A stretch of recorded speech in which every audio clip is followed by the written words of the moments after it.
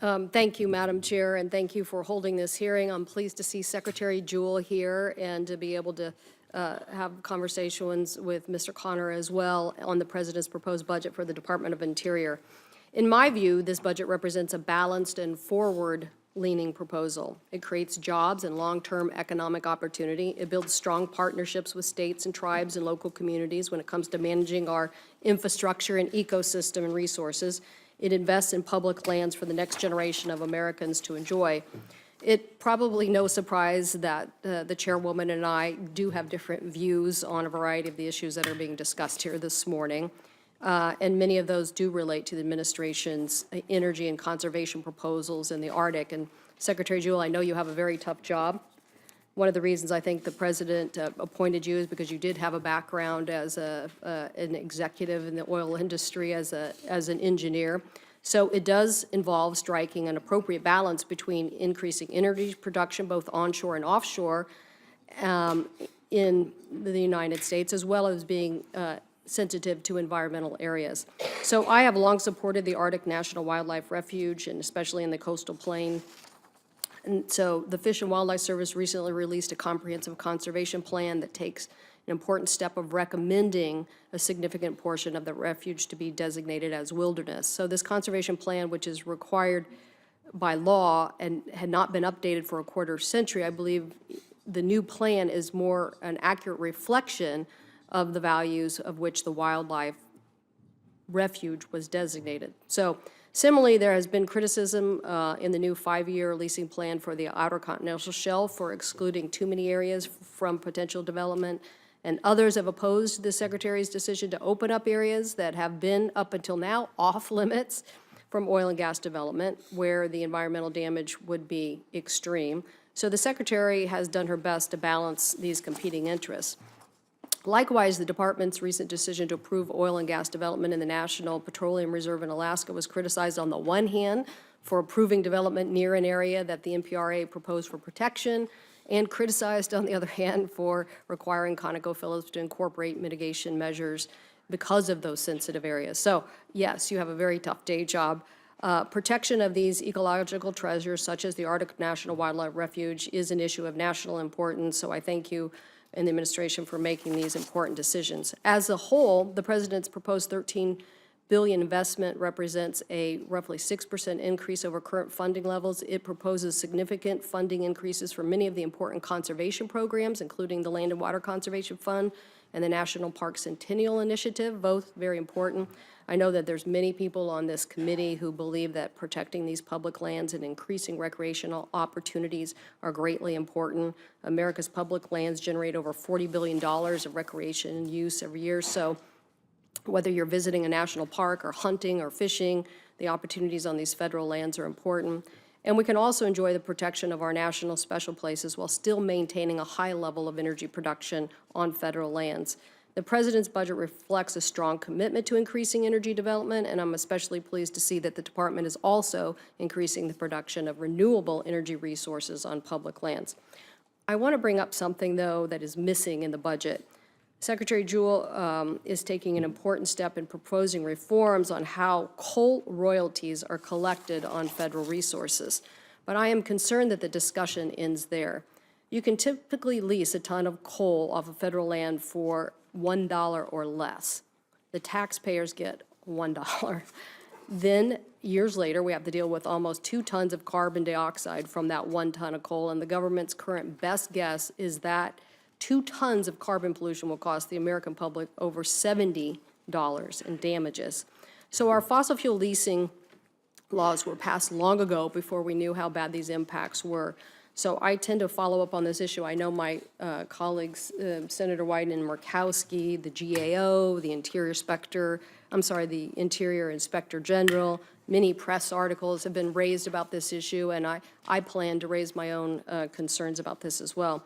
Similarly, I'm concerned that we adequately consider the real impacts of climate change on our public lands.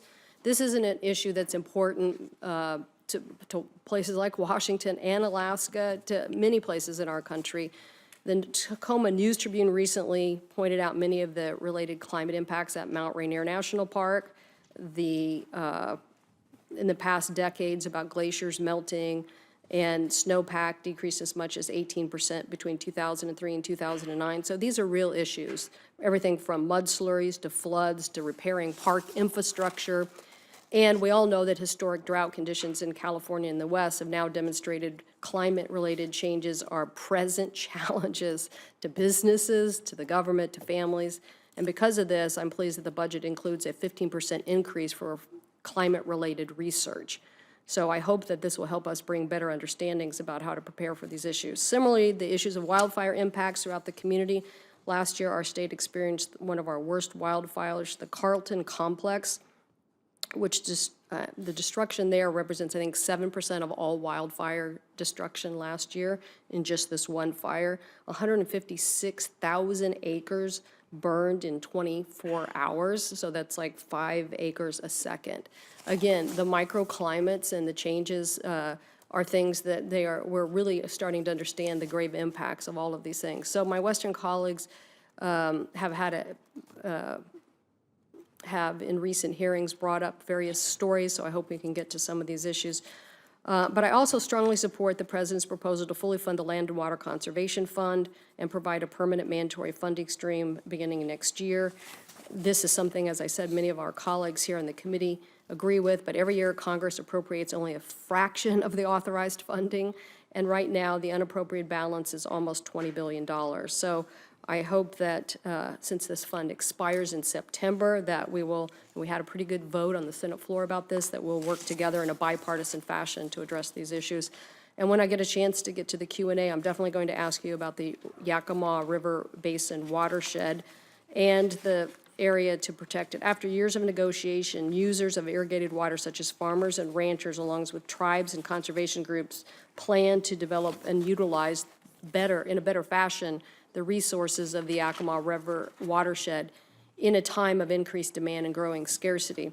The reason I believe that I bring this up because I believe this effort will be successful, and I also believe that it's a model for how other watersheds in the West are experiencing these challenges, and how if they work together and we work with them, that we can have better resolution of these issues. So I look forward to discussing these and many other issues when we get to the questions. But again, I appreciate your commitment and the President's to creating jobs and building partnerships, investing in our public lands for future generations. Thank you. I think we should talk to the senator who heads up the Appropriations Interior Committee and talk to her about What we could do. But I'm just pointing out that in 1998, we appropriated $37 million to provide a hovercraft to link King Cove and Cold Bay. So I think that was something that Senator Stevens and the Clinton administration worked on. So maybe we need to look at something in that area for the future. I want to turn to this issue that we're seeing in so many Western states, this issue of, and I don't know, maybe Mr. Undersecretary Connors wants to address this issue, because I know that I'm pretty sure you visited with Congressman Hastings and myself, and then Interior Secretary to this Yakima Basin project. But it does reflect so much of what we are asking people to do. I mean, the integrated plan is part of an ongoing water enhancement program through the Bureau of Reclamation. And so my question is, what do we need to do to not only use the resources that to implement this plan through the Department of Interior, but providing adequate levels of funding, not just for projects like the Yakima Basin, but for other areas? Since that this is, you know, you could say the same of Klamath, you could say the same, I'm assuming California has more than the San Joaquin issue, that there's many of these issues. So what do we need to do, knowing that we are facing serious drought in these areas? Thank you, Senator Cantwell. You're absolutely right. Yakima is a great model of what we need to be doing from a strategic standpoint of the federal government working closely with the state and all the different constituencies in developing a plan of action to deal with the long-term imbalance between water supply and demand in the Yakima Basin. I think the Bureau of Reclamation's Basin Studies program, which helped fund a lot of the planning activity with respect to Yakima, has developed an overall strategy that, when implemented, I think will benefit environment, the tribes, as well as the large-scale agriculture that exists in the basin itself. As you highlight and hint at, it's a very expensive plan. I think overall it's $3 to $5 billion over a 30-year period. But over that time frame, hopefully, and we know the state has stepped up to the plate very significantly in the Yakima Basin with over $100 million that it's appropriated to the effort.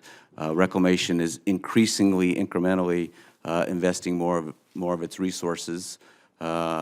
In addition to, I think, a couple of years ago, its longstanding Yakima Enhancement Program, it's now funding studies and activity related to a couple of the storage and fish passage projects. But the bottom line is, it's hard to see where the whole sum of the resources are going to come from with respect to Yakima or California or the Colorado River Basin, Middle Rio Grande, all these areas that need a large number of investments. I think it's going to be a combination of states increasing their support for water resources infrastructure. State of California just recently passed a $8+ billion bond to invest in water resources infrastructure. Reclamation has gotten very good support in its budget to increasingly invest in the strategic planning as well as some of the activity that comes out of that plans and the infrastructure investments that need to be occurring. But it's pretty daunting overall. I think Reclamation gets about $1 to $1.1 billion per year. It's got probably a $6 billion plus backlog in its various programs, whether it be river restoration activities, new infrastructure, dam repair and rehabilitation that it needs to be doing, as well as the conservation initiatives that are yielding and leveraging a substantial amount of non-federal dollars.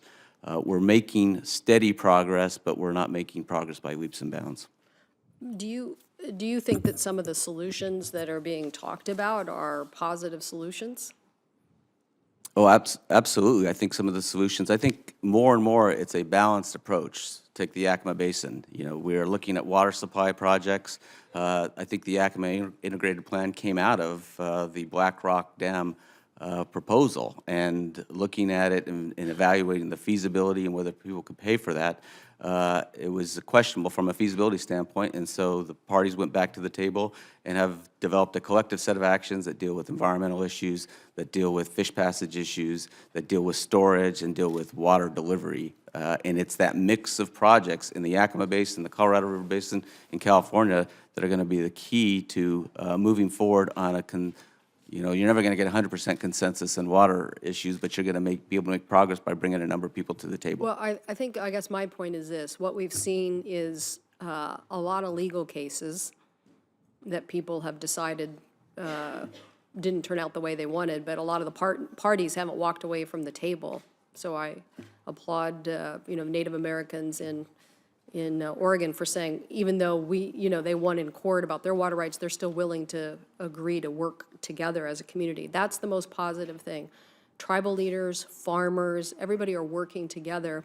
And at the same time, we've seen these drastic changes in climate and more drought. So I think it's, and I don't think these solutions are the yesterday's solutions. I guess that's the key, why I asked you about that, is because I think some of the ideas that people are putting on the table that farmers and tribal members can agree to are the types of projects we should be supporting. So I know many of my colleagues on this committee have issues in their state, so I hope that we can look at this further. I know my time's expired, Madam Chair. Senator Brown.